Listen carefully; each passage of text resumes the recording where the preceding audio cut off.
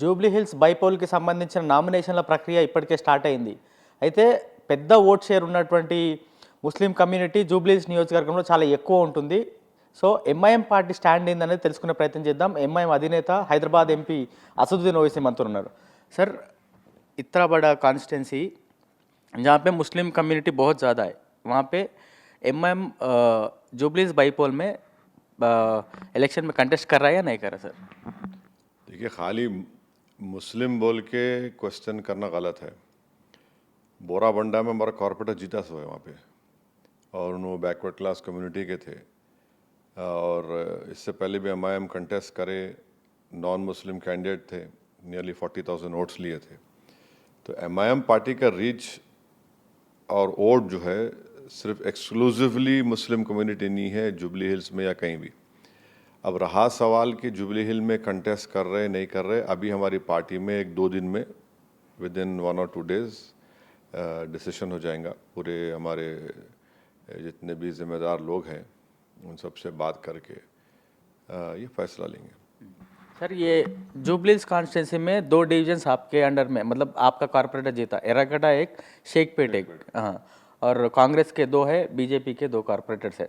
ये कम्युनिटी देखे तो आप दूसरे पार्टी को, मतलब कांग्रेस को सपोर्ट दे रहे बोल के बाहर कुछ रूमर्स चल रहे, नहीं एमआईएम अगर कंटेस्ट करे तो सिचुएशन कैसा रहता समझ रहे सर? अभी तो डिसीजन नहीं हुआ है। जब डिसीजन हो जाएगा, क्योंकि टाइम बहुत कम है नॉमिनेशन के लिए भी, तो विद इन 1 और 2 डेज हो जाएगा। डिसीजन लिए बाद से ही इस क्वेश्चन का जवाब दे सकता हूँ मैं। सर, अभी थोड़ी देर पहले बीजेपी के स्टेट चीफ और गोशामहल एमएलए भी, अगर असदुद्दीन ओवैसी के कैंडिडेट कई को नहीं ठहरा रहे, किशन रेड्डी के पास आंसर है बोल के बोल रहे वो लोग। गोशामहल का एमएलए बीजेपी ज्वाइन कर लिया क्या उन्होंने, या बीजेपी एक्सेप्ट कर लिया उनको? उन्होंने तो फेमस है पूरा एंटी कॉन्स्टिट्यूशन, एंटी पूरा हेट्रेड, हेट स्पीच देने के लिए। अब मेरे पार्टी का डिसीजन मेरा रहेगा, उनके पास क्या आंसर है, क्या क्वेश्चन है, वो उन्होंने जाने। मगर एक फैक्ट तो ये है कि 10 इयर्स वहाँ से टीआरएस के एमएलए थे, 10 साल टीआरएस की सरकार थी, गवर्नमेंट थी। वो कॉन्स्टिट्यूंसी को कम्प्लीटली इग्नोर करके रख दिए। हर डिवीज़न में आप जाके देखिए, वहाँ पर आपको ओपन सीवरेज लाइन मिलेगा, स्टॉर्म वाटर ड्रेन का पानी बहते हुए दिखेगा, स्कूल्स बराबर नहीं हैं, स्लम्स में बेसिक कम्युनिटीज़ नहीं हैं, बस्ती दवाखाना नहीं है, कितने अपने वो छोटे बच्चों का जो सेंटर्स है खाना खिलाने का, वो नहीं है। डेवलपमेंट कुछ नहीं है। 10 इयर्स टीआरएस पार्टी में वेस्ट कर दी।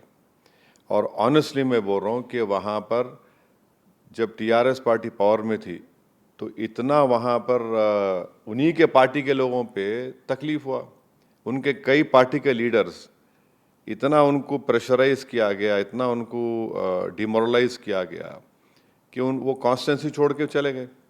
उसमें 2 या 3 एक्स कॉर्पोरेटर भी थे, माने पॉलिटिक्स ही छोड़ दिए, इतना प्रेशराइज करे। तो ये फैक्ट है। तो ये सब चीज़ों के लिए हमको देखना है।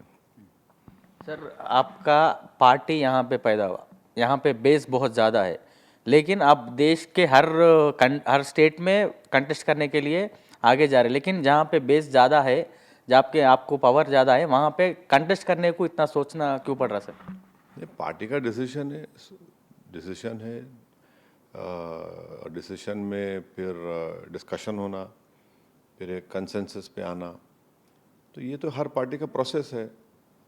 ऐसा नहीं है कि मैं अकेला हूँ, सबको जिम्मेदार लोग हैं, सबसे बात करने का है, बात हो जाएंगी। आजकल में तो एक राउंड डिस्कशन हो गया और एक राउंड करना है, उसके बाद हम लोग डिसाइड कर लेंगे। जहाँ तक पार्टी एक्सपेंशन का है तो नेचुरल है, हर पॉलिटिकल पार्टी चाहती है कि अपना उनका स्प्रेड हो, उनकी पार्टी स्ट्रेंथन हो, तो नॉर्मल है, ऐसा कोई नई बात नहीं है। सर, अब हैदराबाद में मतलब जुबलीस कॉन्स्टिट्यूंसी थोड़ा इम्पोर्टेंट, बहुत बड़े लोग ज़्यादा रहते, गरीबा भी बहुत ज़्यादा रहते वहाँ पे। लेकिन जो कैंडिडेट कांग्रेस ठहराया नवीन यादव, आपके पार्टी में थे, आपके पार्टी से कंटेस्ट भी करे, अब आपके पार्टी से बाहर निकल गए। इफ़ एट ऑल आपका डिसीजन कम्प्लीटली नहीं हुआ, इफ़ एट ऑल आप कांग्रेस को सपोर्ट करना चाह रहे, नवीन यादव है वहाँ पे, सपोर्ट करने से नहीं, अब उन हमारे पार्टी में नहीं है, हमारे पार्टी में नहीं है, उन्होंने कोई दूसरी पार्टी में है और उन्होंने उस पार्टी में वहाँ काम कर रहे, वो पार्टी उनको कैंडिडेट बनाई, तो वो उनका डिसीजन है। हमारा डिसीजन अभी 1-2 दिन में आ जाएगा। और यहाँ पे देखे तो 10 साल बीआरएस का गवर्नमेंट था, अब ओनली ऑलमोस्ट 2.5 ईयर्स कांग्रेस का रूलिंग है सर। कैसा है सर, आपका ऑब्जर्वेशन कैसा है? नहीं, मगर 10 ईयर्स तो जुबली हिल्स के लिए, जनता के लिए वेस्ट हो गया। वहाँ पे गवर्नमेंट में रह के भी चीफ मिनिस्टर उनका, म्यूनसिपल एडमिनिस्ट्रेशन मिनिस्टर उनका, मगर उन्होंने जुबली हिल्स को डेवलप नहीं कर सके। जुबली हिल्स में बेसिक कम्युनिटीज़ प्रोवाइड नहीं कर सके। वाटर का प्रॉब्लम है, वाटर स्टैग्नेशन का प्रॉब्लम है, सीवरेज लाइंस की नई ज़रूरत है। अपना एरागड्डा में इतना बड़ा हॉस्पिटल का लैंड है, उसको यूटिलाइज कर सकते थे, टेमरिस के स्कूल्स खोल सकते थे।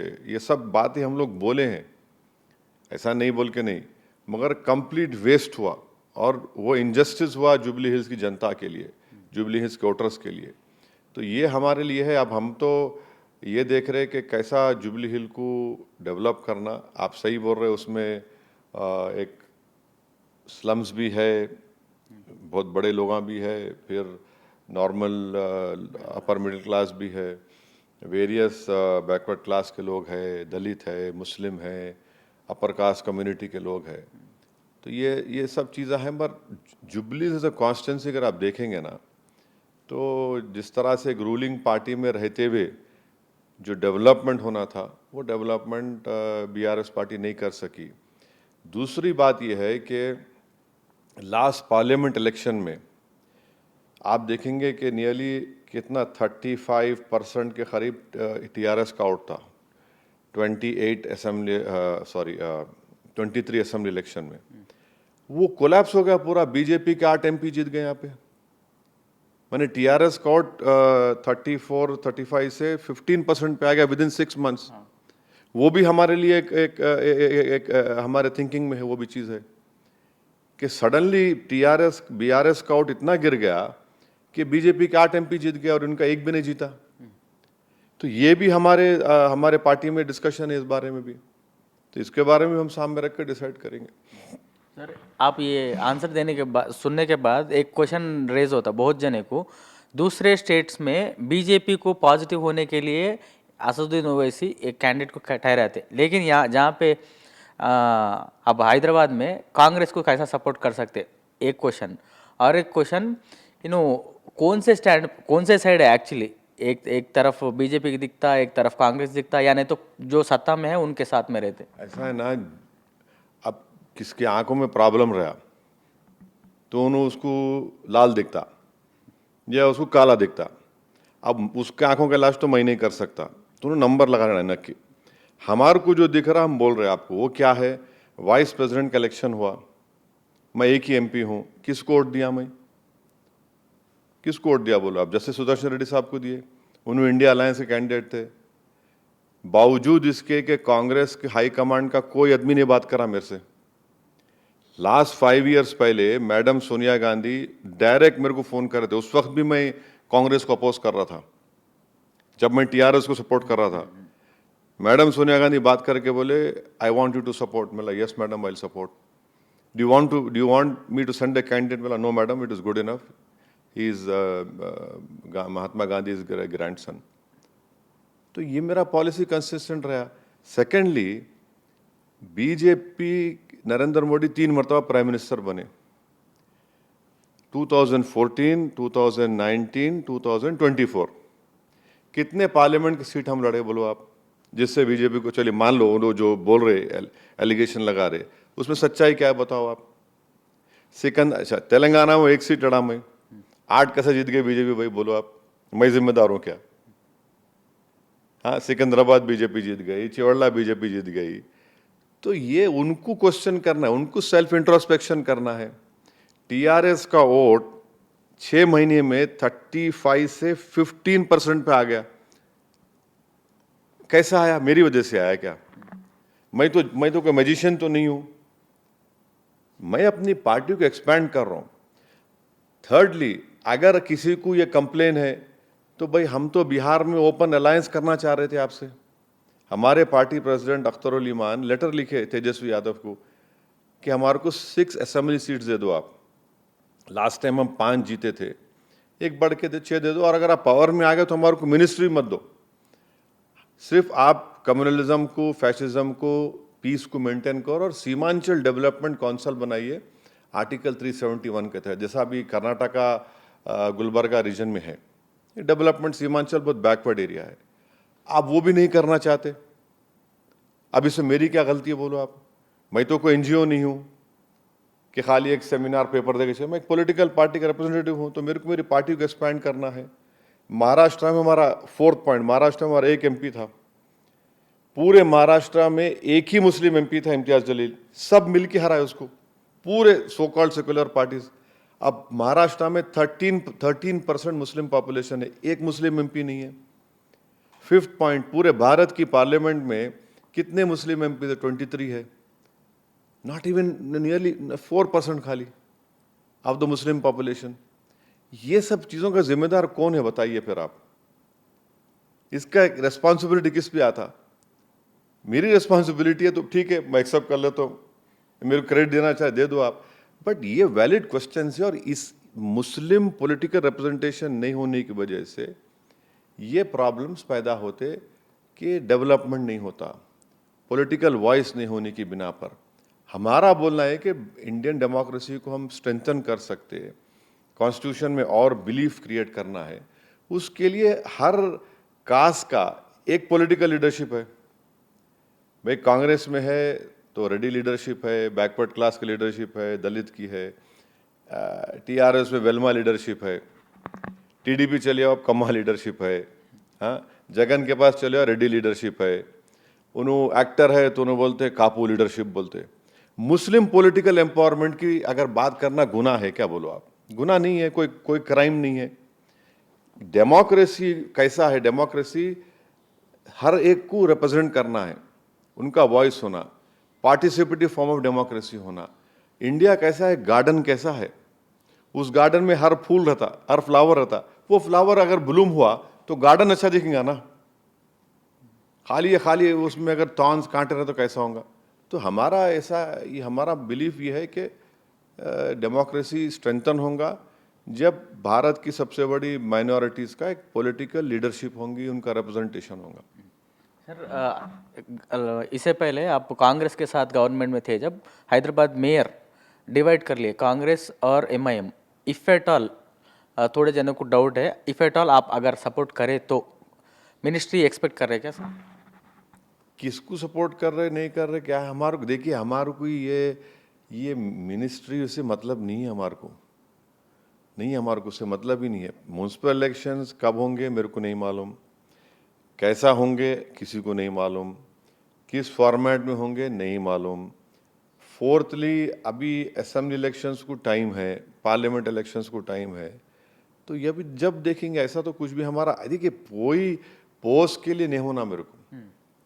जब हम 2023 असेंबली इलेक्शंस में तो हम बिहार को सपोर्ट कर रहे थे असेंबली इलेक्शन में। उसके बाद तेलंगाना की जनता कांग्रेस को पावर दी, रेवंत रेड्डी सीएम बने। रेवंत रेड्डी सीएम बनने के बाद एक 1 वीक 10 डेज का फ़ोन करे मेरे को, अरे कैसे सदर साहब आप? अच्छे असद भाई? मैं अच्छा हूँ। अरे कैसा भाई, अपने को स्टेट को डेवलप करना है, हैदराबाद को, आप हम लोग साथ काम करेंगे। बोला ठीक है, बिल्कुल करेंगे। आपका वर्डिक आ गया पब्लिक का, हम रेस्पेक्ट करते। तो बोले आपका कॉन्स्टिट्यूंसी में कोई प्रॉब्लम है तो मेरे को बताइए। तो मैं बोला कि सर सबसे बड़ा प्रॉब्लम हमारे पास ये है कि ये जुबली बस स्टैंड से लेके फलकनुमा तक मेट्रो का काम नहीं हुआ। रोड वाइडनिंग है याकूतपुरा बहादुरपुरा असेंबली सेगमेंट में, और अकबरुद्दीन ओवैसी कॉन्स्टिट्यूंसी में सीवरेज लाइन का काम है। और 5th हम बोले कि ये ब्यूटिफिकेशन ऑफ मिरालम टैंक है। 6th हम और एक 2-3 काम बोले। हमारे असेंबली कारवान के कि वहाँ पे डेवलप होना, मेरे को भिजा दो आप बोले, मैं लेटर लेके भिजा दिया इसी। 5 दिन के बाद मेरे को फ़ोन करके बोल रहे मैं जियो इशू कर दिया, मैं देख लो आप। फिर आके फाउंडेशन स्टोन डाले फलकनुमा करने से हम, मैं थोड़ा सरप्राइज हुआ, अरे भाई हम इतना बिटर कैंपेन करे, थोड़ा पर्सनल भी हो गया था, लास्ट में आप देखे होंगे। तो हम बोले ठीक है, वेरी गुड। हम बोले आप हम भी रेसिप्रोकेट करेंगे डेवलपमेंट के लिए, तेलंगाना को पीसफुल, हैदराबाद और तेलंगाना के प्रोग्रेस के लिए हम बराबर साथ देंगे। तो ये हम बोले देखे, तो अभी चलेंगे, अभी देखेंगे। इससे पहले आप बीआरएस को सपोर्ट करें, उनके साथ चले ना सर, इतना ही प्रोएक्टिव रिस्पांस उनके से नहीं आया क्या? ये काम नहीं हुआ था, जितने मैं काम बता रहा हूँ ये काम नहीं हुआ। मेट्रो का काम नहीं हुआ, रोड वाइडनिंग का काम नहीं हुआ, अकबरुद्दीन ओवैसी कॉन्स्टिट्यूंसी में सीवरेज लाइन का काम नहीं हुआ, अपने ये काम शुरू हुआ था, खाली फाउंडेशन स्टोन डाले, काम नहीं शुरू हुआ। ये चारमीनार बस स्टैंड के ने एक पार्किंग लॉट का, फिर सरदार महल में एक उसको रेनोवेट करने का, खाली फाउंडेशन डाले, काम नहीं हुआ। फिर आपके चौक मार्केट का डेवलपमेंट का पैसे नहीं दिए, खाली फाउंडेशन स्टोन डाल दिए। कारवान में सूरज लाइन का काम शुरू हुआ था, मगर ये इतना जो काम जरूर थे। अब मिरालम टैंक का ब्रिज का सीएम सैंक्शन करे, इतना बड़ा ब्रिज आ रहा ऊपर, वो उसका पूरा वो ये काम नहीं हुआ। लेकिन एसआरडीपी वर्क्स आपके पार्लियामेंट में बहुत ज़्यादा हुए ना सर? एसआरडीपी के वर्क्स इसलिए कि हम लोग, आपकी याद होगा जब फ्लड्स आए थे 2020 में, उससे पहले मैं क्रेडिट दूंगा अकबरुद्दीन ओवैसी को कि उनमें वो विजन था, उन्होंने पूरा पीछे पड़ के वो मुर्गी नाले को बड़ा करे उन्होंने। फिर जब उससे थोड़ा बहुत डिस्ट्रक्शन कम हुआ, मगर ये हमारे बहादुरपुरा कॉन्स्टिट्यूंसी में ये जो हाशिमाबाद का नाला था, जो वो 2 चेरुओं से आता, उसको फिर हमारे याकूतपुरा में ये काम हमको कराना पड़ा। आज भी एक सेगमेंट बाकी याकूतपुरे में, उसको हमारे को बड़ा करने का है। तो हम लोग बहुत प्रोएक्टिवली करा है। आप देखो सबसे ज़्यादा हम लोग ही पीछे पड़ के उसका इस्तेमाल करें। और उस ज़माने में क्या था, एक अच्छे एमएयूडी के सेक्रेटरी थे अरविंद कुमार, तो बेसिकली क्रेडिट अरविंद को जाता, पॉलिटिकल लीडरशिप थी, मगर अरविंद वॉज वेरी, अरे नहीं अपने को इधर करना है, ऐसा उनका दिमाग में था, अरे नहीं जस्टिस करना है, ये करना बोल के था। सर आप इतना फॉलोअप करने के बाद, अच्छा प्रिंसिपल सेक्रेटरी आप बोले ऐसा रहने के बाद, गंगानगर का नाला अभी भी अब हो गया काम मुकम्मल हो गया, जाके देखो आप। उसका एक लास्ट बिट बाकी है, मेन रोड से उसको मिलाने का है, और एक बिट बाकी है, वो डबलपुरा दरवाजे के पास, वो भी सैंक्शन हो गया काम। वो फरत नगर से जाएगा, तो वो 75-80% हो गया। वो थोड़ा कॉन्ट्रैक्चुअल इश्यूज की वजह से और थोड़ा नॉन पेमेंट की वजह से वो काम रुका हुआ था, मगर ये हमारे जीएचएमसी कमिश्नर आए ना, उन्होंने और दूसरे लोग मिलके तो वो थोड़ा उससे फंड दिए, तो मेन सेगमेंट हो गया। 1-2 बिट बाकी है, दोनों भी सैंक्शन है। अब वो असल डबलपुरा दरवाजे से फरत नगर लिख जाएंगे, वो ले जाके उधर मूसा नदी मिलाने से बहुत बड़ा फायदा होगा। ओके सर, फाइनली फिर बैक टू जुबली हिल्स आएंगे सर। जुबली हिल्स में आपका कारपोरेटर इससे पहले कंटेस्ट भी करे, उनको अच्छे नंबर्स में वोट्स आए, आप मीटिंग कर रहे बोले, उनको कॉन्फ्रेंस में लेते सर आपका MIM leader jubilee hills constituency? सबको बात करें, सबको बोले पार्टी का डिसीजन है। देखिए पार्टी का डिसीजन जब होने के बाद से सबको अवॉइड करना पड़ता, बात कर रहे, पूछ रहे, सब हो रहा। सर कांग्रेस बीआरएस दोनों भी कैंडिडेट फाइनल करे, बीजेपी एमआईएम दोनों ही कैंडिडेट रुके हुए हैं, क्या समझना सर इसका? बीजेपी का तो उनको पूछ लो आप, मेरे को नहीं मालूम। पर मेरा बीजेपी और टीआरएस का जो है ना, ये है कि असेंबली इलेक्शंस में जो वोट बीआरएस का ने था, वो पार्लियामेंट इलेक्शन में कैसा गिर गया भाई, 35-15% पे आ गया वो, 20% ड्रॉप, और बीजेपी को 8 सीट मिले। ये कैसा हुआ, ये क्यों हुआ? ये तो उन लोगों को पूछना पड़ेगा आपको, बीआरएस वालों को। सर 1-2 दिन से फेक वोट्स, चोरी वोट्स बोल के और एक ये दिख रहा है यहाँ पे, देश पूरा एक बात सुनिए, ये बीआरएस के वर्किंग प्रेसिडेंट जाके कंप्लेन दिए। एक प्रोसेस होता, वोटर लिस्ट आई, आपको टाइम मिलता चेक करने का, क्लेम्स और ऑब्जेक्शन डालने का, मिलता ना? आप क्यों नहीं डाले भाई? आप कौन रोका आपको? आपको कौन रोका? आप चेक ही नहीं करते वोटर लिस्ट को, आप लोग काम ही नहीं करते वोटर लिस्ट के ऊपर। आज इलेक्शन आया तो आप वोटर लिस्ट की बात कर रहे, वो दो मिनट में डिस्प्रूव हुआ था, इससे पहले नाम क्या नहीं था वो। ये उन्होंने देखे नहीं, अब आके बोल रहे, तो ये तो गलत है। ये तो सर यही वोट्स 2023 असेंबली इलेक्शन में वोट करे, 24 पार 24 में भी थे, अभी भी है। वोटर लिस्ट को चेक करना, देखना। अब वो उन्होंने बोल रहे नहीं मालूम, अब उनको ही पूछना कैसा, क्यों बोल रहे, क्या बोल रहे, क्या नहीं मालूम। है तो सर, इतना अच्छा साथ में कोऑर्डिनेशन में चले, ऑल ऑफ अ सडन। नहीं अब देखिए, मेरे को आज उनसे कोई ताल्लुक नहीं है हमारा, आज नहीं है, कोई ताल्लुक नहीं है। यस, फैक्ट है, असेंबली इलेक्शन में ओपनली सपोर्ट करे, पर पब्लिक का कुछ और ही वर्डिक्ट आया, उसमें हम डिनाई नहीं कर रहे। सो फाइनली जुबली हिल्स में 2-3 दिन में फैसला हो जाएगा। बिल्कुल हो जाएगा, बिल्कुल हो जाएगा। हमारे पार्टी के लीडर्स को भी मालूम, और उनको भी हम बोले बात करके 1-2 दिन में करेंगे। और हम यही चाह रहे हैं कि जुबली हिल डेवलप होना, जुबली हिल में बेसिक कम्युनिटीज़ को सॉल्व होना, सीवरेज लाइन का, न्यू सीवरेज लाइन पड़ना, स्टॉर्म वाटर ड्रेन का जो पानी बहता, बस्ती दवाखाने होना, आंगनवाड़ी सेंटर्स होना, स्लम्स में आंगनवाड़ी सेंटर होना, टेमरिस के स्कूल्स होना। अब वो एक खबरस्तान का इशू है, वो मिलिट्री वालों से चल रहा, वो लैंड गवर्नमेंट का है, माने वक्फ बोर्ड का है, वो भी हो जाएगा मेरे ख्याल से अनकरीब में। तो ये सब चीज़ें हैं। ये 10 ईयर्स तो बीआरएस वेस्ट कर दिया जुबली हिल के लिए। पावर में रह के जो काम कर सकते थे वो काम नहीं करे, और बीआरएस पार्टी इस बात को नहीं समझ रही कि 10 ईयर्स में उनके कई पार्टी के लीडर्स, उनके ही जुबली हिल की लीडरशिप की वजह से, उनके तकलीफ देने की वजह से पॉलिटिक्स को छोड़ दिए वो लोग भी फिर वेरी है, ये क्या हो रहा बोल के, उनको भी अब बहुत अप्रेंसिव है वो लोग। तो ओवरऑल जुबली हिल का कैसा डेवलपमेंट हो सकता है वो देख के हमको देखना है। यहाँ पे वो लोग सेंटिमेंट पे बहुत भरोसा कर रहे सर। अरे सर, क्या है पॉलिटिक्स में, अब सेंटीमेंट, आप डेवलपमेंट नहीं करे, आप पावर में थे 10 ईयर्स, आप क्या करे भाई, कौन सा काम करे, आप इतना कैसा वहाँ पे इश्यूज रहते। हमारा एमएलए नहीं है, मैं जाकर गवर्नमेंट से रिप्रेजेंट करके अपने प्रिंसिपल सेक्रेटरी एमएयूडी से अब जो है उनसे मिला, कमिश्नर जीएचएम से मिलके 4-5 महीने पहले खाली एक शेखपेट वार्ड में 9 करोड़ के काम सैंक्शन करा। अब चल रहे, आप जाके देखो, आप एरागड्डा में करीब 7 करोड़ के। कैसा हुआ है भाई फिर ये? आप तो 10 साल आपका एमएलए था, आप रूलिंग पार्टी थे, आप पूरे काम कराया हमें, बोराबंडा में 2 दिन काम वहाँ बोल कराया हमें। कमिटमेंट होना ना, खाली जीत के रूलिंग पार्टी है वो ये एक्शन क्या है वो भाई? आपको कोई हीरो है क्या? आप पब्लिक में रहना, काम करना।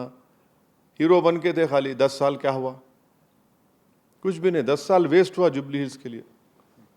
Thank you. సో ఇది చూస్తున్నాం కదా, జూబ్లీ హిల్స్ నియోజకవర్గం పూర్తిగా వెనుకబడింది. గత ప్రభుత్వానికి హయాంలో ఎంత డెవలప్మెంట్ కావాల్సి ఉండేనో అంత డెవలప్మెంట్ కాలేదు. ఎంఐఎం నుంచి 1-2 రోజుల్లో క్యాండిడేట్ నిలబెడతామా లేదా ఎవరికి సపోర్ట్ చేయాలనేటువంటి అంశాలపైన క్లారిటీ రాబోతుంది. ఏదేమైనప్పటికీ హైదరాబాద్ డెవలప్మెంట్ పైన, జూబ్లీ హిల్స్ డెవలప్మెంట్ పైన పూర్తి స్థాయి ఫోకస్ ఉంది. కట్టుబడిగా పనిచేస్తాం, రాష్ట్ర ప్రభుత్వానికి డెవలప్మెంట్లో పూర్తి స్థాయిలో సహకరిస్తాం అనేది ఎంఐఎం అధినేత చెప్తున్నారు. మరి చూడాలి 2-3 రోజుల్లో ఎంఐఎం నుంచి క్యాండిడేట్ నిలబడతారా, ఏ పార్టీ సపోర్ట్ చేస్తారనేది చూడాల్సి ఉంది. ఇది ఓవరాల్గా హైదరాబాద్ డెవలప్మెంట్ పైన, జూబ్లీ హిల్స్ అసెంబ్లీ కాన్స్టిట్యున్సీలో జరుగుతున్నటువంటి డెవలప్మెంట్తో పాటు జూబ్లీ హిల్స్ బైపోల్కి సంబంధించినటువంటి అంశాలపైన ఎంఐఎం స్టాండ్. కెమెరామెన్ పవన్తో శ్రవణ్, బిగ్ టీవీ, హైదరాబాద్.